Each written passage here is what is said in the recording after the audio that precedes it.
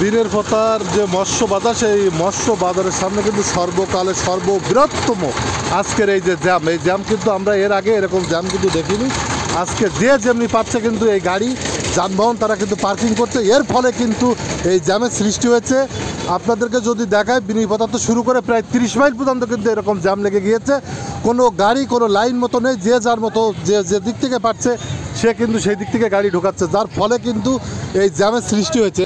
আপনাদেরকে যদি দেখায় যে প্রত্যেকটা ড্রাইভার কিন্তু আসলে বেপরোয়া, প্রচুর বেপরোয়া, যে যার মতো করে গাড়ি চালাচ্ছে। এই যে অবস্থা দেখেন, দেখেন এখানে কিন্তু 3টে লাইন হয়েছে। দেখেন এই একটা গাড়ি, এই একটাই দেখেন 4টে লাইন। এই বর্তমানে এই জায়গাটি 4টি লাইন দিয়েছে।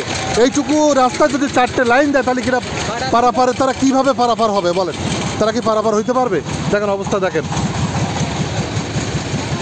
দেখেন এটা হচ্ছে বিনের পোতার যে মৎস্য বাজার, সেই মৎস্য বাজারের সামনের অবস্থা, এটা চিত্র, এটা দেখুন। আপনার জ্যামে আছেন কতক্ষণ?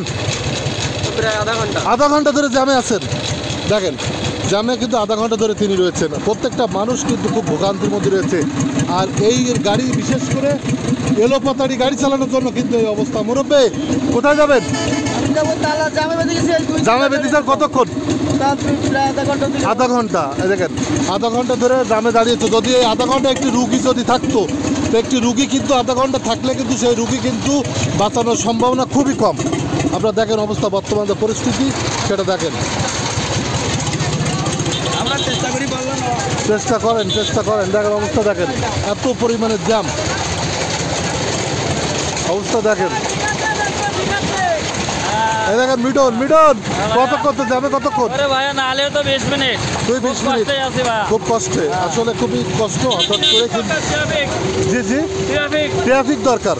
দেখেন সচেতন যে মানুষ রয়েছে তারা কিন্তু ট্রাফিকের দাবি করছে, যে ট্রাফিক হলে কিন্তু এই মুহূর্তে এই দেখেন এখানেও কিন্তু গ্যাঞ্জাম। আমরা একটু আগে দেখেছি একটু মারামারি, গ্যাঞ্জাম, খেঁচাখেঁচি, কারণ লাইন মতো কেউ গাড়ি চালাচ্ছেন না। আপনারা জ্যামটা আপনারা তো একটু লাইন মতো গেলেই তো অন্তত এই জ্যামটা চালানো সম্ভব ছিল।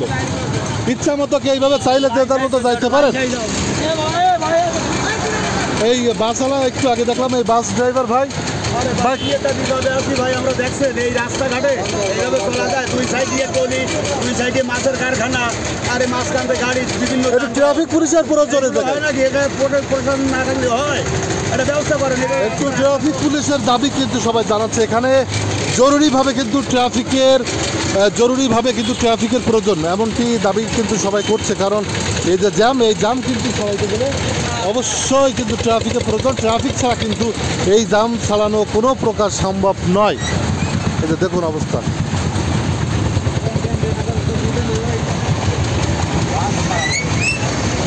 দেখুন জ্যাম, দেখুন।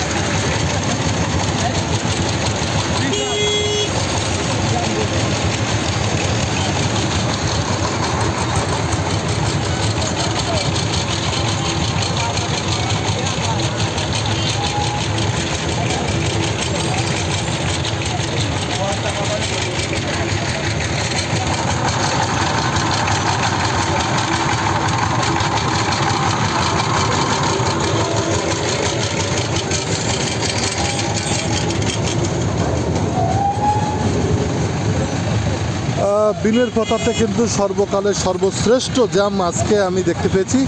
এরকম জ্যাম কিন্তু এর আগেও কিন্তু এখানে ঘটেনি। আজকে কিন্তু অতিরিক্ত জ্যাম, এবং গাড়ির যে ড্রাইভার রয়েছে তারা এলোপাতাড়িভাবে গাড়ি চালানোর জন্য কিন্তু এই সমস্যাটা হয়েছে।